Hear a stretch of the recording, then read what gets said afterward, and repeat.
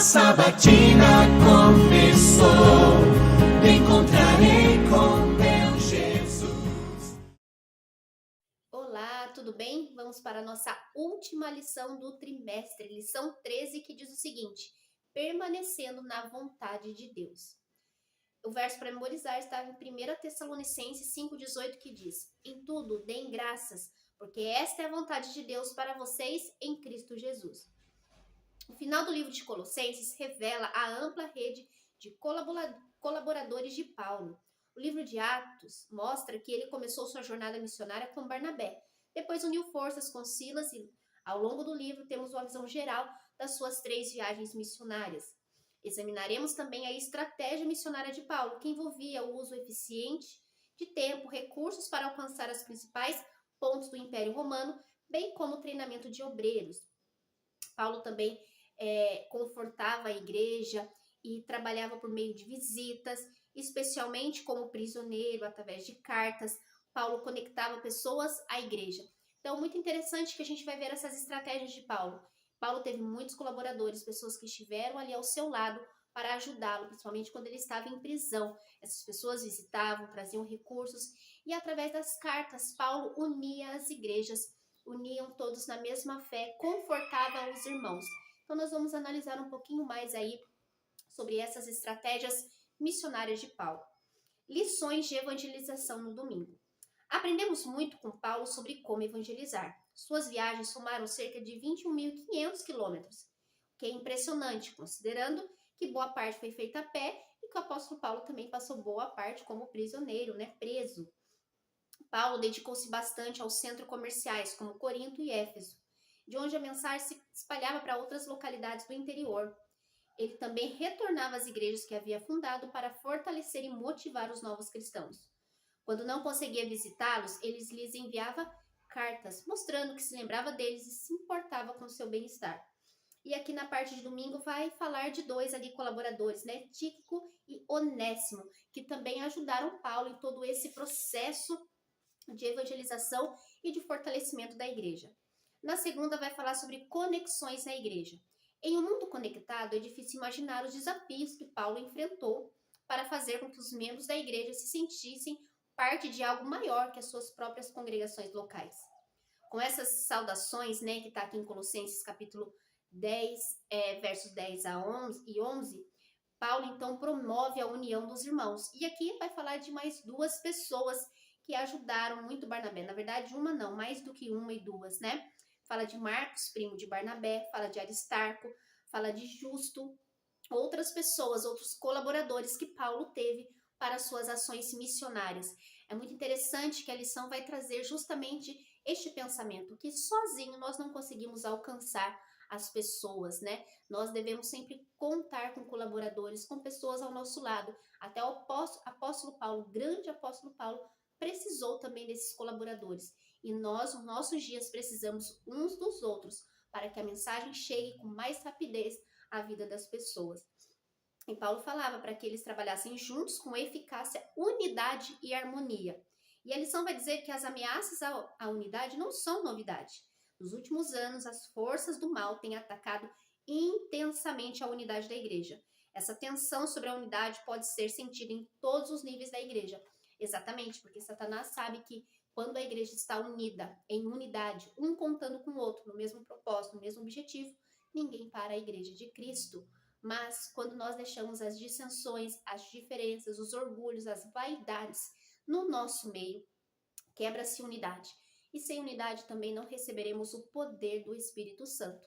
Então, naquela época do apóstolo Paulo já tinha esse problema. E nos nossos dias também nada mudou. Satanás tem se empenhado para tirar a unidade da igreja. E nós, como filhos de Deus, precisamos fazer tudo para manter a unidade do povo de Deus. Terça, maduros e convictos. Ter um propósito é essencial para realizar um empreendimento. O ministério de Paulo e de seus cooperadores exemplifica essa determinação. Os seus resultados falam por si. O evangelho se espalhou no mundo. Esse é o foco necessário hoje. E aqui vai falar também de um outro colaborador importante, Epáfras. Ele teve um papel fundamental na propagação do evangelho em Colossos e nas cidades vizinhas de Laodiceia e Hierápolis. E aqui está dizendo que ele orava com um propósito, que os colossenses se conservassem maduros e plenamente convictos em toda a vontade de Deus. Então, um outro colaborador muito importante, e ele sempre estava em oração pela vida daquelas pessoas. E assim nós devemos estar também em oração uns pelos outros na igreja, fortalecendo os nossos irmãos através da nossa oração intercessora. Quarta, no mundo, mas não do mundo. O apóstolo João escreveu: não amem o mundo nem as coisas que há no mundo. Se alguém amar o mundo, o amor do Pai não está nele. O amor de Lucas por Jesus e por seu reino fez com que ele permanecesse ao lado de Paulo até o fim, sem se importar com as circunstâncias, enquanto Demas amou mais este mundo do que o porvir.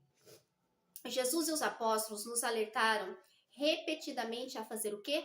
Vigiar. Estar atentos e sempre preparados para a vinda do Mestre, para que não sejamos pegos de surpresa.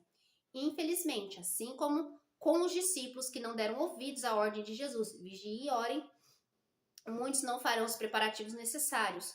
Tudo se resume a quem ou que tem o nosso coração, pois não podemos servir a dois senhores. Na mensagem à igreja de Laodiceia, Jesus orienta que devemos primeiro nos arrepender de nossos pecados. Em seguida, precisamos abrir o coração para o Senhor e permitir que Ele assuma o controle da nossa vida. Acontece que muitas pessoas querem aceitar o Senhor como Salvador, mas não querem Deus como seu Senhor, como aquele que passa agora, então, a ter controle da sua vida, a te orientar, a te guiar em todas as coisas, e nós precisamos nos submeter à vontade de Deus. Isso nos leva, então, ao terceiro passo: obter o ouro da fé e do amor, que são provados nas dificuldades e vencem a tentação. E na quinta mensagem à Laodiceia, considerando a história do povo de Deus, vemos que os mesmos problemas têm se repetido. Os profetas repreenderam os israelitas por quererem adorar como o mundo e os exortaram a se arrepender antes que fossem tarde demais. Isaías lamentou: veja como a cidade fiel se tornou prostituta. Ele exortou o povo a retornar a Deus para ser perdoado e purificado. Tanto João Batista quanto Jesus convocaram as pessoas a se arrependerem e darem frutos que resistiriam ao teste do julgamento nos últimos dias. Os apóstolos transmitiram uma mensagem semelhante, e é a mensagem que hoje o mundo precisa ouvir também. Deus unirá o céu e a terra, mas por causa do grande conflito, isso precisa ser feito em etapas. Vamos ver as etapas? Primeiro, no Calvário, Satanás perdeu qualquer afeição que havia para com ele entre os seres celestiais. Segundo, por meio do ministério da intercessão e do juízo desenvolvido por Cristo no santuário celestial, os fiéis são aperfeiçoados em todo o bem para que possam fazer a vontade de Deus. Terceiro, no juízo, durante o milênio e no juízo final, as questões restantes serão resolvidas. Pecado e pecadores impenitentes serão destruídos no fogo que purificará a terra. E quarto, só com o fim do pecado, o céu e a terra finalmente poderão ser unidos. E essa é a nossa esperança. Mas conforme toda a lição, nós percebemos aqui que existe a perseverança, existe uma transformação de vida e existe agora pessoas que trabalham para o reino de Deus, para que possam ver todas essas coisas se cumprindo em sua vida também. Que o Senhor encontre em nós verdadeiros cooperadores de Cristo, aqueles que irão trabalhar na seara do Senhor para no dia do juízo, no dia da volta de Jesus, possamos olhar para o céu e encontrar o nosso Salvador e Redentor e estar com Ele para toda a eternidade. E olhar também para as pessoas ao nosso redor e saber que nós participamos dessa decisão da vida delas. Amém? Vamos orar? Senhor amado Deus, querido eterno Pai, obrigado, Senhor, por esta última lição do trimestre. Nós somos abençoados durante todos esses 3 meses. O Senhor falou conosco, nos exortou, nos guiou. E sei que o Senhor vai continuar essa jornada conosco até o final do ano.